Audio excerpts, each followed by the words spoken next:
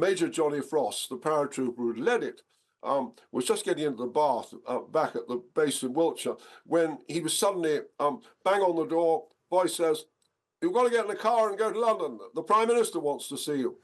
And he gets to the Cabinet War Rooms underground that lots of us have visited, and there he finds the whole War Cabinet and the Chiefs of Staff all assembled to hear about this tiny raid involving one company. And because in this season of defeats, Churchill embraced this tiny triumph. But it was a genuine thriller, and it was a genuine British success. Operation Biting is both the name of the raid and of the new book by the best-selling author, journalist and historian Sir Max Hastings, all about the 1942 parachute assault to capture Hitler's radar, one of the most thrilling commando raids of World War II and probably the most successful.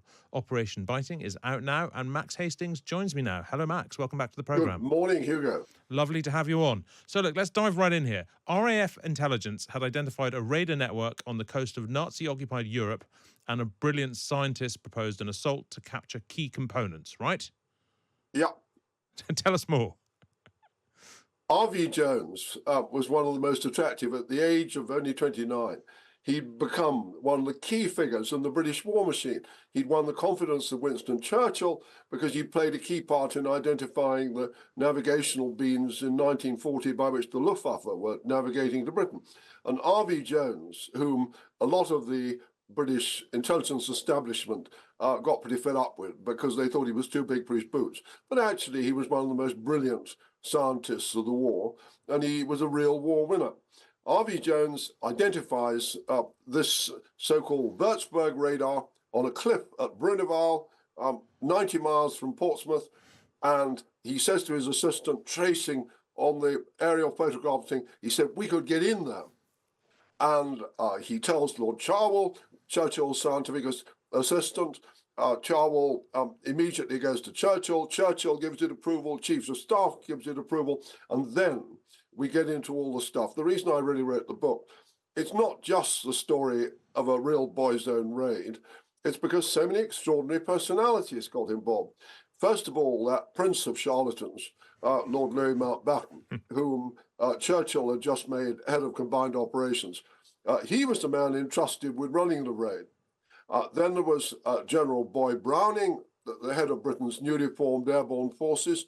There was this wonderful gallery of personalities who got involved. And what I've really tried to do in the book is not just to tell the story of the raid, which is a real nail-biter, but also to bring to life these amazing people, some of them authentic heroes, and some of them authentic charlatans. Well, so look, the fact that the raid itself was, because it's such a bold thing to do, they're not just going there to destroy something, they're going there to nick it, basically. Basically, are all these sort of big personalities surrounding this story because that's just quite an audacious and frankly quite mad plan?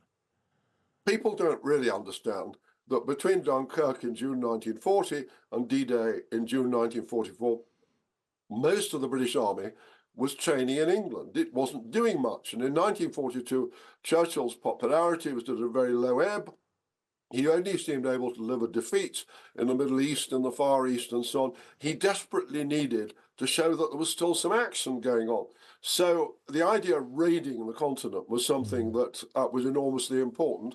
And although in normal times, Biting would have been seen as a tiny operation because so little was going on elsewhere, some of the biggest people in the British war machine were in it up to their necks.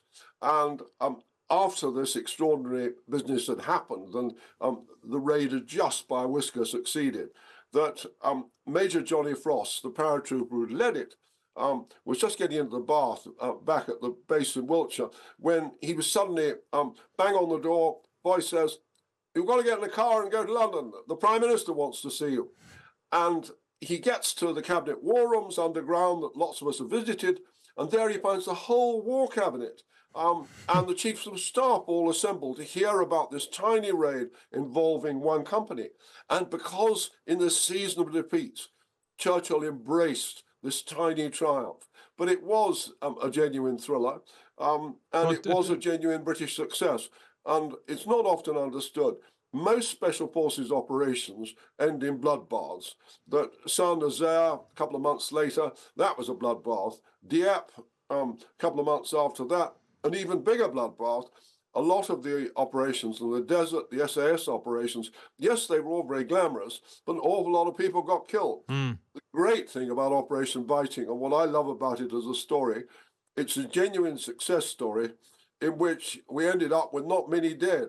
And you can't say that about many battles in many wars. How did they manage that? What did they do? I mean, did they just get in and get out very successfully? Was They, it because it was particularly well planned, or was it because they were particularly brilliant? What was it? they were phenomenally lucky. Right. And the only downside of this, I mean, the plan devised by Mountbatten's headquarters, and he was such a poseur. I mean, he was a great showman, and Churchill at that point of the war was very grateful for showman. But he'd appointed an old polo-playing chum, a Cuban aristocrat named the Marquis of Casamori, as chief of intelligence and combined operations.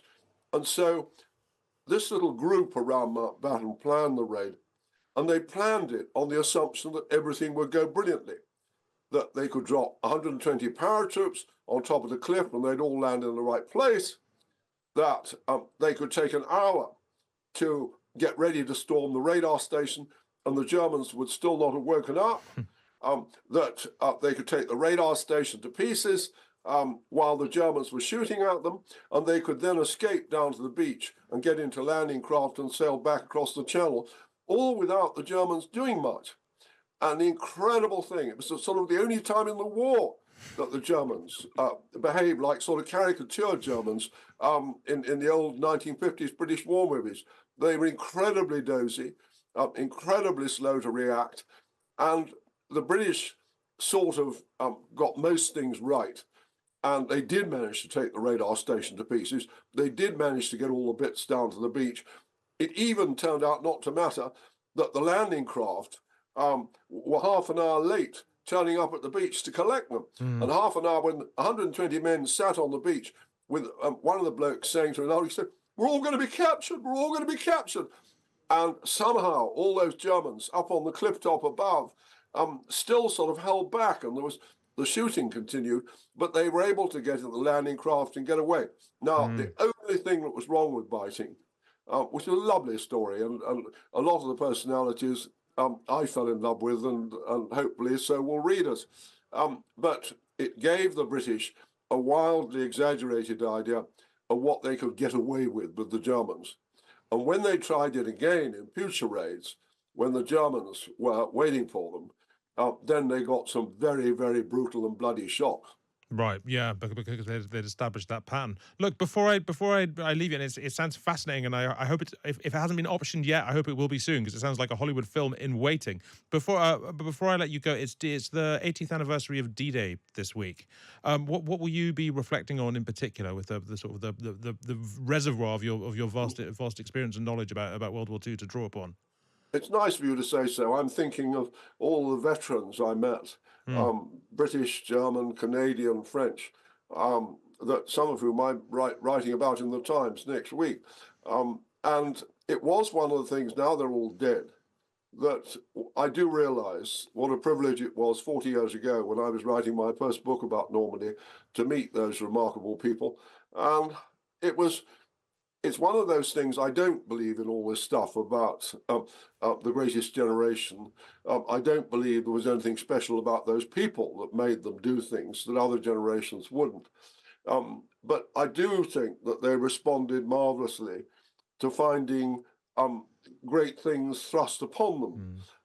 And one never ceases to be moved. I mean, there was one man in particular, I'll tell you one quick story. About one man in particular was always stuck in my mind. Please do. A sergeant major who won a Victoria Cross on D-Day and a couple of days afterwards by performing heroic attacks on German positions that nobody else wanted to have anything to do with. And I met his colonel years later, and his colonel said to me, "You know, I think that sergeant major was the only man I met in the whole war who felt that winning it was his personal responsibility." he said, everybody else, if there was some suicidal job to be done, would just hope some other poor soul could be found to do it. Hmm. But he said, this bloke, you said, Sergeant Major, you see that German pillbox over there? He said, we need to take it out. And he'd pick up grenades and a sting gun and charge at it. Now, most people like that were killed. Hmm. But happily, he lived to keep a pub in Yorkshire after the war. But you can never expect everybody to be heroes. And not everybody on D-Day was a hero. There were plenty of cowards as well as heroes. But the Allies, there were just enough heroes to make it all work. Mm. And it was an extraordinary feat of courage, imagination, planning, which I think is absolutely right still to take great pride in. And I see that polls show that some people think we shouldn't still be commemorating it. I think it must be everybody's personal choice. If somebody says, I don't want to commemorate the 80th anniversary of D-Day, so be it. Mm. But on the other hand, there are quite a lot of people who do remember it because it was an authentic American and British success. Mm. And God knows we need to celebrate our successes because we got plenty of the other kind to worry about both then and now.